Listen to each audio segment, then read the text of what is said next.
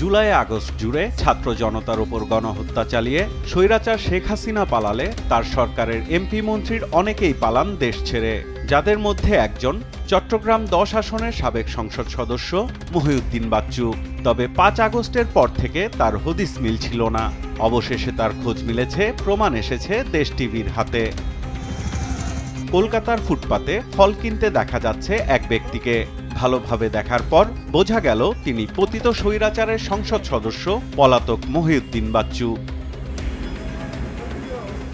কলকাতার শহরে ঘোরাঘুরি করতে থাকা মহিউদ্দিন বাচ্চু একটি ফলের দোকানে দামাদামি করছেন।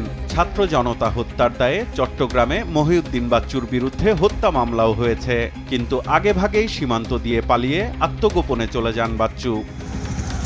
এর আগে কলকাতা সহ ভারতের বিভিন্ন স্থানে দেখা মিলেছে পতিত স্বৈরাচারের প্রশাসনের গুরুত্বপূর্ণ দায়িত্বে থাকা কর্মকর্তা সহ বেশ কয়েকজন এমপি মন্ত্রীকে, যাদের প্রত্যেকেই ছাত্র জনতা হত্যা মামলার আসামি।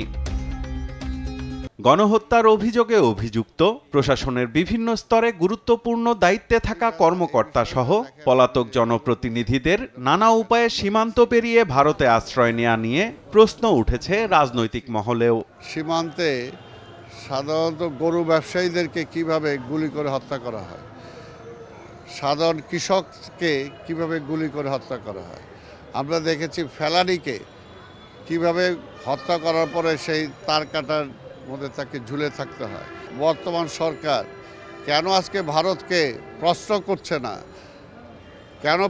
করছে না, যে আজকে কিভাবে অবৈধভাবে সীমান্ত অতিক্রম করে যারা গণহত্যা করেছে বাংলাদেশে, আজকে জনগণের শত্রু যারা এই দেশে বাংলাদেশের ব্যাংকের টাকা লুট করেছে, আজকে তারা কিভাবে অবাধে সেই সীমান্ত অতিক্রম করে তাদের দেশে যাচ্ছে।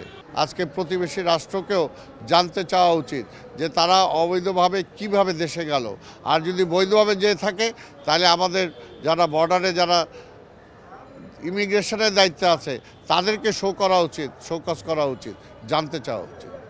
গণহত্যাকারী ফেসিবাদী আওয়ামী শাসক গোষ্ঠী শেখ হাসিনা এবং তার দোসররা, তারা এখনও, আমি মনে করি এই আজকে যদি এই হাসপাতালে যারাই দেখতে এসছেন, তারা এই দৃশ্য দেখার পরে এই ফেসিবাদী শক্তি কিভাবে এখনও মুক্ত বাতাসে ঘুরে বেড়ায় এবং কিভাবে বাংলাদেশের রাজনীতি করার চিন্তা করে আমার মাথায় আসে না।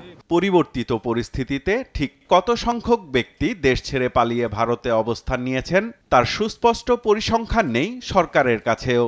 সত্যিকার অর্থে এ ধরনের কোনো স্ট্যাটিস্টিক্স এই মুহূর্তে আমাদের কাছে নেই। আমরা যেটুকু জেনেছি পত্রিকা থেকে জেনেছি, বাট এক্স্যাক্ট ফিগারটা আমাদের কাছে নেই এই মুহূর্তে। এই বিষয়টি তো একটা রাজনৈতিক সিদ্ধান্ত। এখানে যদি কনসার্ন মিনিস্ট্রি বা অফিস থেকে আমাদেরকে জানানো হয়, আমাদের কিন্তু অফিসিয়ালি ওভাবে জানানো হয়নি, সেরকম যদি আমরা নির্দেশনা পাই তাহলে অবশ্যই আমরা যথাযথ পদক্ষেপ নেব। সাইফুল রিপন, দেশ টিভি, ঢাকা।